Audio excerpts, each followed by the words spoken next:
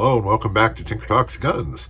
Today we're going to talk about a customized Smith & Wesson 38 safety hammerless, fourth model, affectionately known as the Steampunk Snubby.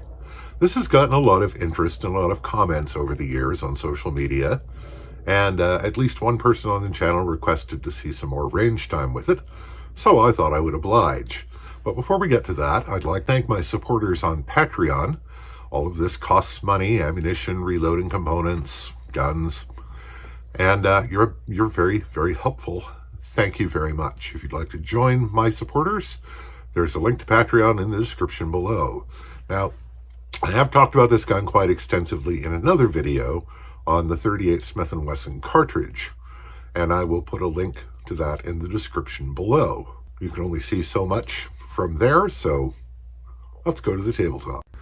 Okay, so this is the pocket holster I made for this, and as you can see, it's quite well used, which is strange because I never intended to actually carry or use this gun. It was just meant to be a range toy and a conversation piece. But I wound up liking it so much, and although there's no evidence of it in the video, shooting it so well that I started just dropping it in my back pocket going into the shop, and quickly realized that what I really needed was a pocket holster.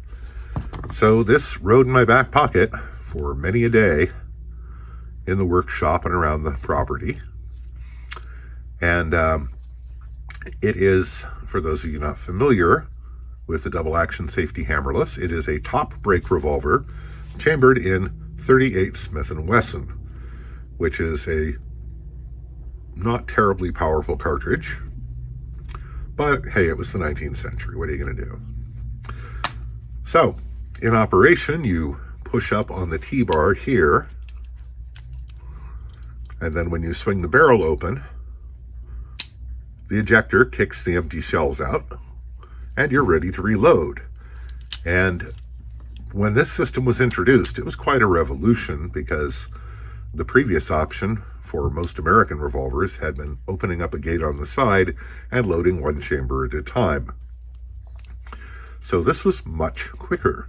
These originally came with a 3¼ inch barrel as standard, although you could get at different times anywhere from 2 to 6 inch barrels. And of course, Smith & Wesson was always happy to shorten the barrel to whatever length you liked on a custom basis, with some guns being shortened at the factory to as little as 1 inch of barrel, which would have been quite concealable given the stock grip, which is quite a bit smaller than this.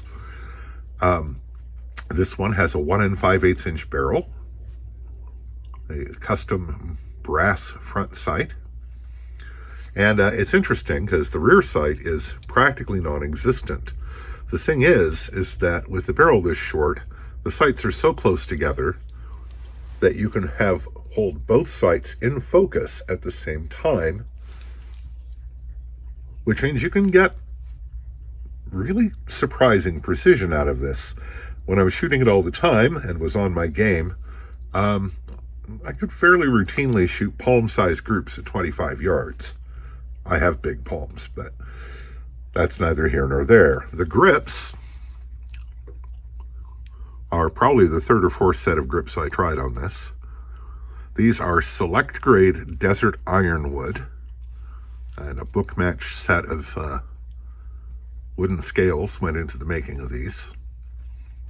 And I have seen no need to change them. They're quite beautiful, and they fit my hand extremely well and allow a very high grip on the gun, which is very good for rapid fire. So you can actually use J-frame speed loaders with this, which speeds up the reloading process quite a bit, as you can imagine. The trigger pull on this is exceptionally smooth.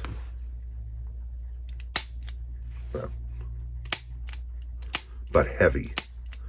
It's about 10 or 11 pounds. I have trouble getting a consistent reading on my handy-dandy Lyman trigger gauge. The gun does have a grip safety, which barely appears to move, but it does in fact positively block the trigger until you grip the gun. I have refinished this gun. In fact, it was in rather rough condition when I got it, and so I fully stripped it and re-blued it with rust blue. And since then, it's needed touch-up several times, which I mostly just do with Oxbow blue. But it's a rather handsome little revolver, and I really enjoy the proportions visually. And despite my efforts in the video, it is a good shooter.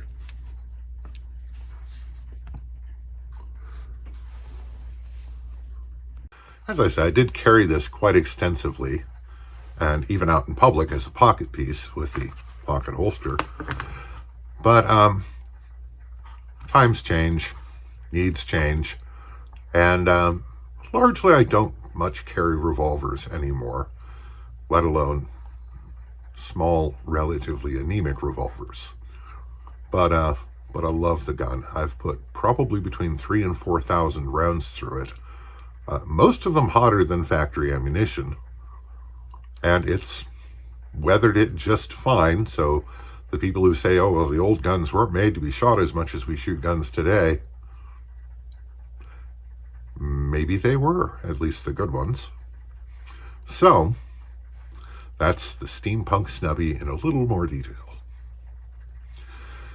If you're still watching the video, you probably liked it. So take 5 seconds out of your busy life to click the like button. It really helps the channel, and it costs you nothing. And before we part, I'd like to remind you that for all you know, I'm not wearing pants. So I hope this finds you well. Stay safe, take care, and I'll talk to you again real soon.